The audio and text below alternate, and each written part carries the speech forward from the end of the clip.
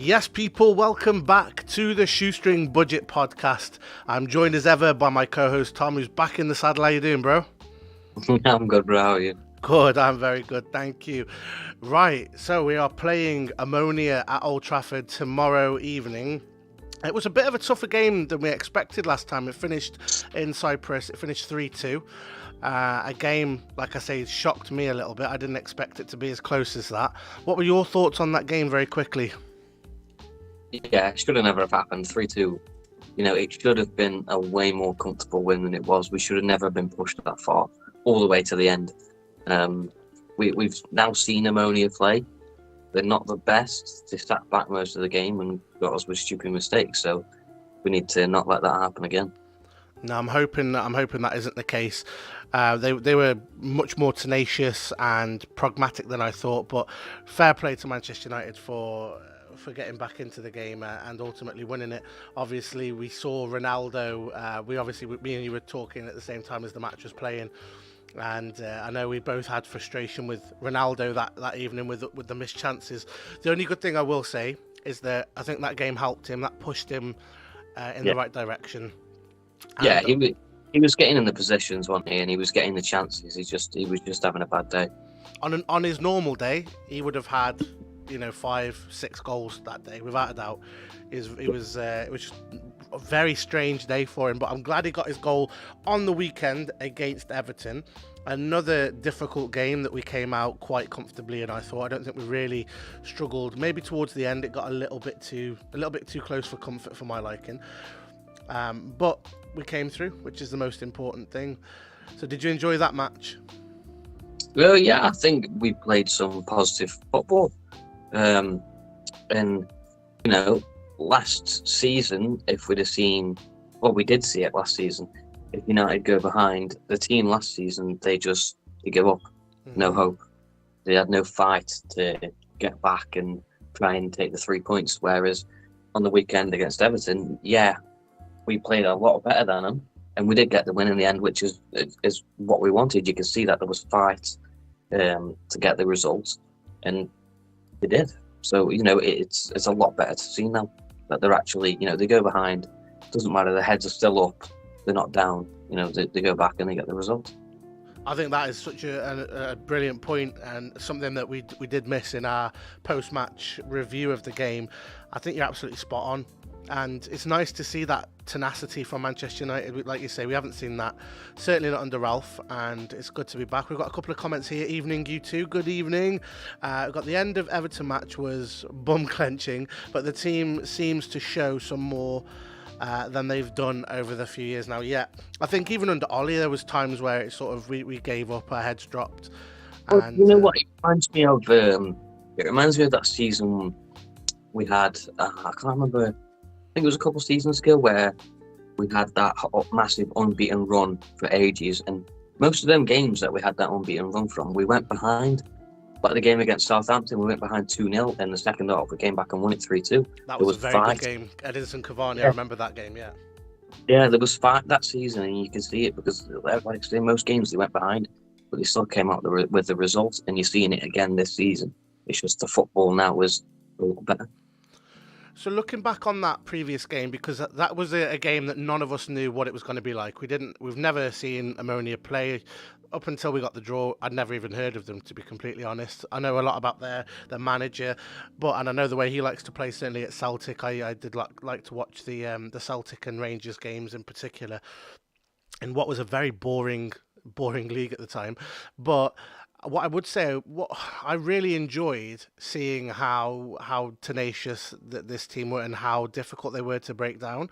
But not only that, how courageous they were going forward. So they were 3-1 down at one point, and I thought, that's it. Their heads are going to drop. We can smash them here for 4, maybe 5. But they didn't. They came straight down the other end and got their second goal and made it very difficult for us. Having said that, I think we did speak about Ronaldo missing a whole host of chances. I probably counted maybe 4-5 chances in that game that he could have scored. Does that give you hope going into this game that we can create chances against them? Yeah, definitely, because if Ronaldo had put all his chances away, it would have been an easy win. It wouldn't have been such a struggle. And I think now with the fact that Ronaldo's got his goal on the weekend, with Martial being out, hopefully Ronaldo will start tomorrow against Omonia, and because he's got that goal, hopefully his confidence has just gone right up, and we'll start to see the comeback of Ronaldo. Yeah, the return of the GOAT, as we labelled our post-match review of the Everton game. I'm hoping we see some flair again from Ronaldo. I mean, there was a lot of criticism coming into the season that he can't press and that he won't suit Ten Hag's style. And certainly at the beginning of the season, that looked like it was going to bear fruit. He didn't look like he fit into the system. The game against Sheriff and Real Sociedad, he dropped too deep in midfield. We said he played more of as a 10 or even as an 8 in that game. He didn't really get forward enough. And Fred was doing all the pressing, which led to disastrous outcomes. So I'm thinking we're seeing now the game against Amman, the team we're playing now, Omonia, and also the game against Everton. He has got the ability to press, I would say, and I'm hoping we start to see that again in this fixture. Yeah, definitely. I think that's. I mean, with a player of his quality, I don't think he necessarily needs to press, but I think for the team and the way Ten Hag wants to play football, he does need to add that into his game a little bit more. And I think it helps now that he has pace around him. So before, we had sort of Jadon Sancho, who I still don't think presses well. Marcus Rashford, I still personally don't think presses as well as he could. I still think there are weaknesses in their games. But now you've got Antony, and Antony just wants the ball. He reminds me very much of N'Golo Kante in that respect. He's like a child chasing a ball. He just wants it all the time, and I love that. And I think that has really, or his signing has helped players like Ronaldo to fit into the system without him having to drop as deep anymore. He knows he's got players that can do that around him. So I'm liking what I'm seeing from Antony in particular so far this season. What are your thoughts on him? Yeah, I'm liking him. I mean, he scored 3 goals now in 3 games. That's what a start. What more could you ask? That's what I mean. And I know he isn't the player probably most Man United fans thought he was, because they saw videos of him doing all these tricks and skills, and we haven't seen that from him yet. But we don't need to, because he's already proven himself that he can get in positions and he can score goals, and that's what you need. Well, Paul Scholes came out after the game against Ammonia, and he said something to the effect of Antony being basically a one-trick pony, which I thought was very harsh. The guy has gone on to score a goal against Everton that was obviously pivotal to get us back into that game. But also, I think his overall style, I think the game against Man City, he was poor defensively. He didn't drop back enough. Same as Marcus Rashford.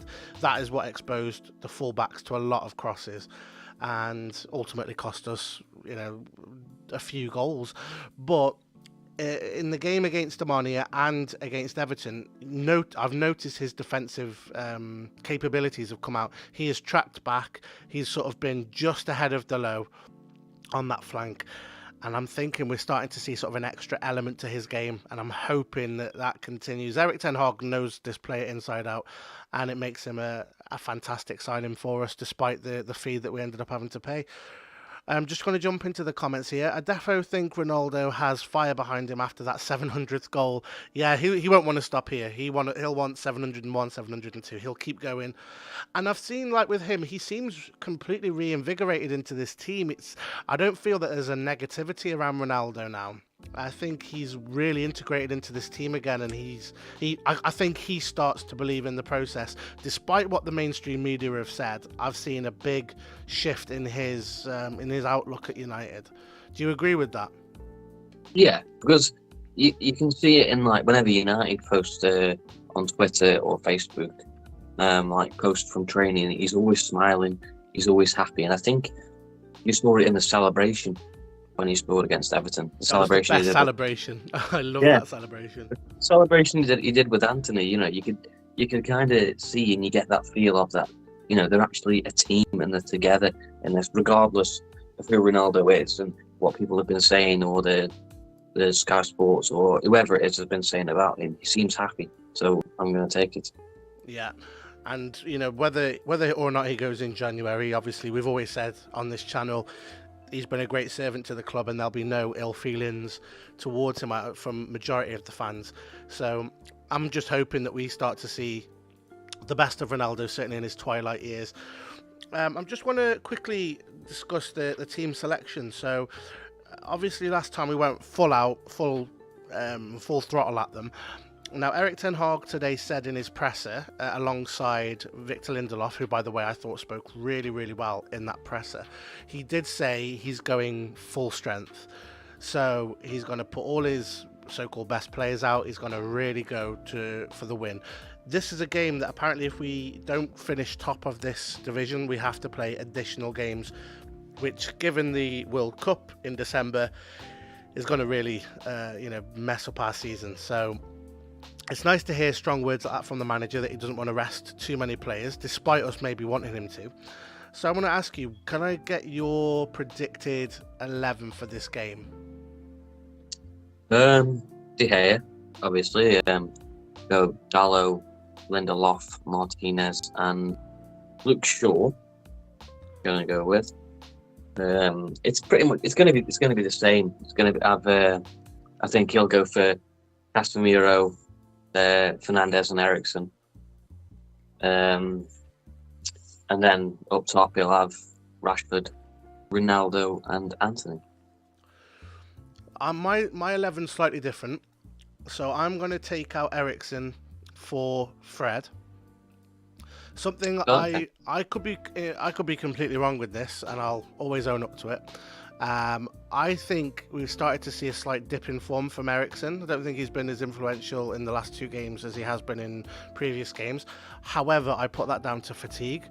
He's played every game for Manchester United, almost every minute for us. He's also then been in the internationals. On top of that, he's also playing with a pacemaker.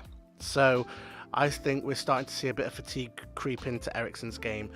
And I would personally think it might be time to see a bit of Fredodinho in that midfield with Casemiro, the Samba mix.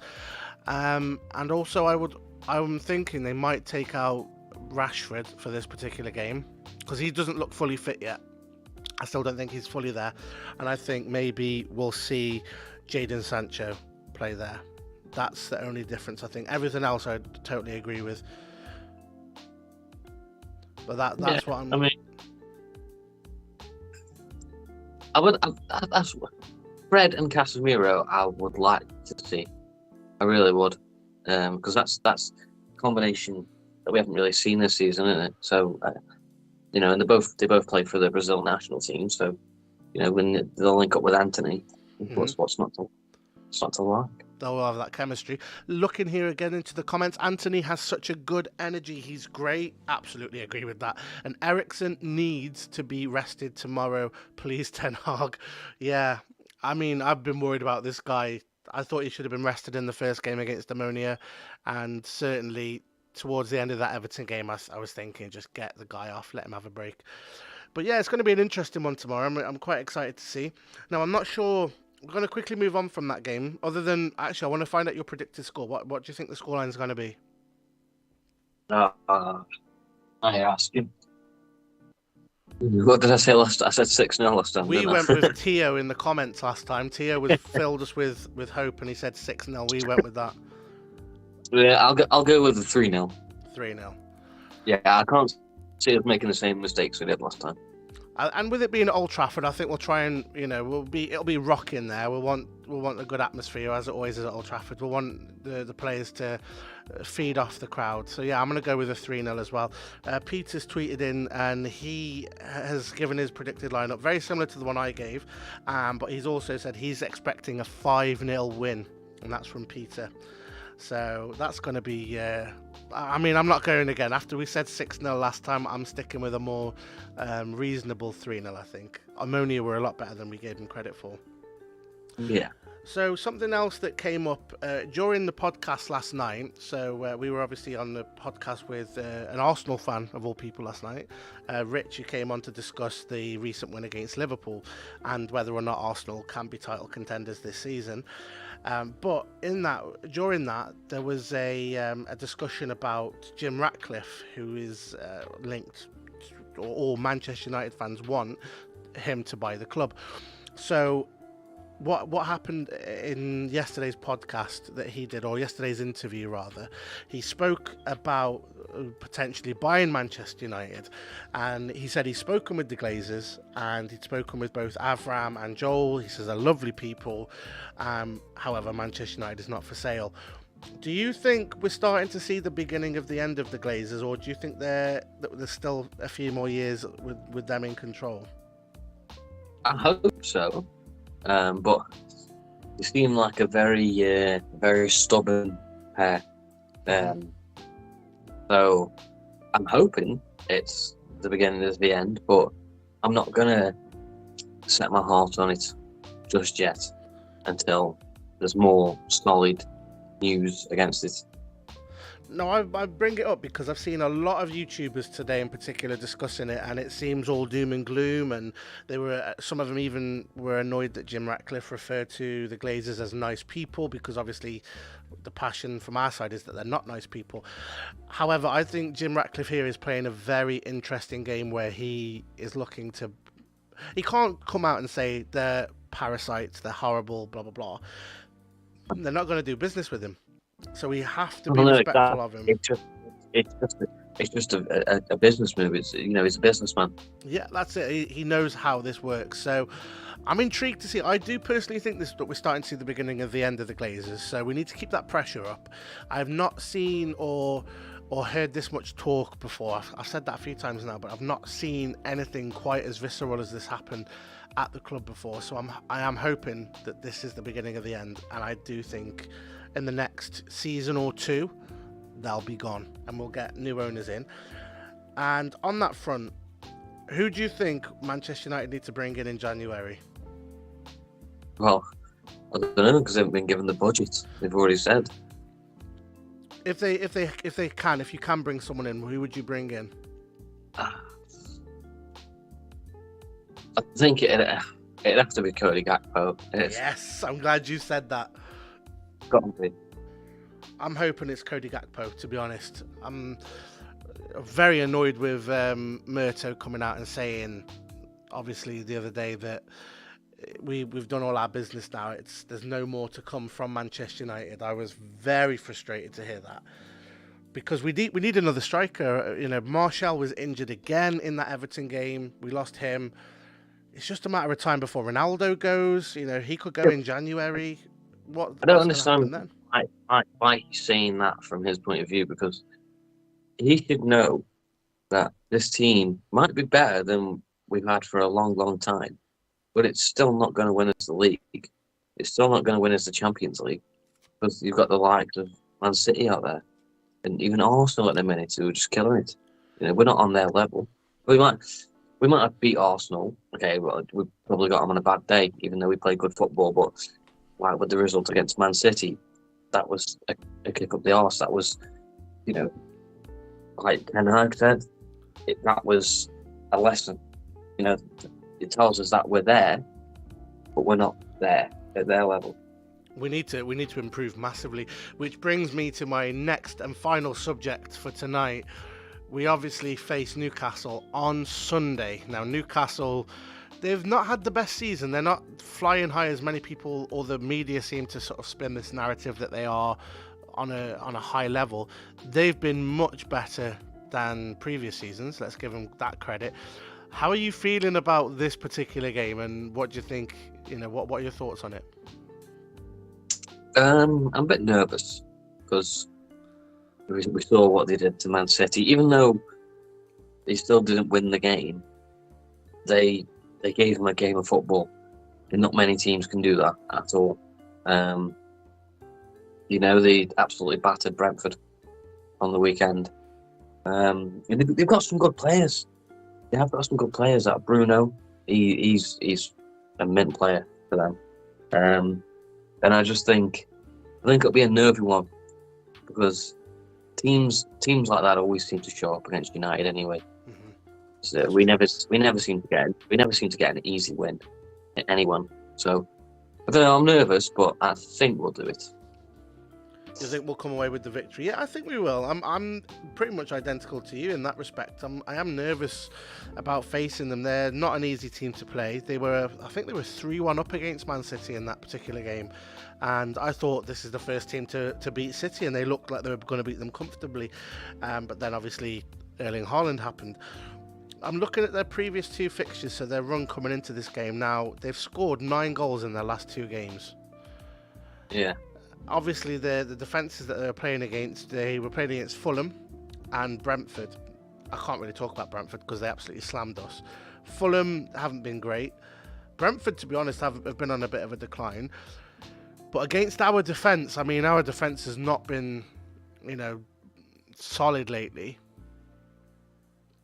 I'm hoping if we can get Varane back into that fixture, we might have a chance. But I'm not looking forward to this Newcastle match. I think we will be I'll be happy if we came away from that game with a draw. To be honest. Yeah, definitely. Part of me sees them winning it, and I don't know why. Because normally St. Maximin always turns up against United. Always. It's his favourite fixture, right? Yeah. It's everybody's favourite fixture, apparently. But yeah, I think we'll win. I hope we'll win, but I think it'll be a close game. Got another comment in here from Joseph. Big shout out to Joseph. Thank you for commenting in. He says here, Newcastle's going to be a big test for us. We've just been saying, I can't believe how difficult this fixture's almost become now. They are the richest club in the Premier League, so who knows who they're going to sign. Obviously, I heard someone on Sky today, who was an agent, I think he was, or a transfer guru, and he was discussing the chances of Mbappe coming to the Premier League, and the only club he cited who could afford Mbappe's demands was Newcastle United. So, I doubt it very much. I can't see Mbappe leaving Paris Saint-Germain to go to Newcastle, but it's going to be interesting. Got another comment here. Dalot is 1 yellow away from being suspended, and we're going to need him in good shape up against St. Maximin. Like we've said, St. Maximin, this is a game he runs riot, and the most important thing for me in this game, and we did touch on it slightly earlier, is the defending from the wingers. So making sure that both Rashford and Antony, the latter of which has been doing this, drops back and supports their fullbacks. That's the most important thing against someone like St. Maximin. You've obviously got the threat through the middle with Almiron, who's I really rate Almiron. I know he's kind of Jack Grealish turned him into a bit of a meme last season, but I think he's been absolutely fantastic for Newcastle. Mbappe sounds like what a Geordie would ask for when wanting a bap. Fantastic comment from Dan there. Thank you. That's wonderful. I'm putting that on the Twitter later. I like that one. But yeah, Mbappe to Newcastle, what a crazy turn of events that would be. What do you make of this Mbappe saga? Obviously, yesterday he came out and said that he wants to leave Paris Saint-Germain, according to Fabrizio Romano on Twitter. But do you think he's going to go? And if so, where to? Well, I said in the comments, didn't I? I said I think he'd go Real Madrid.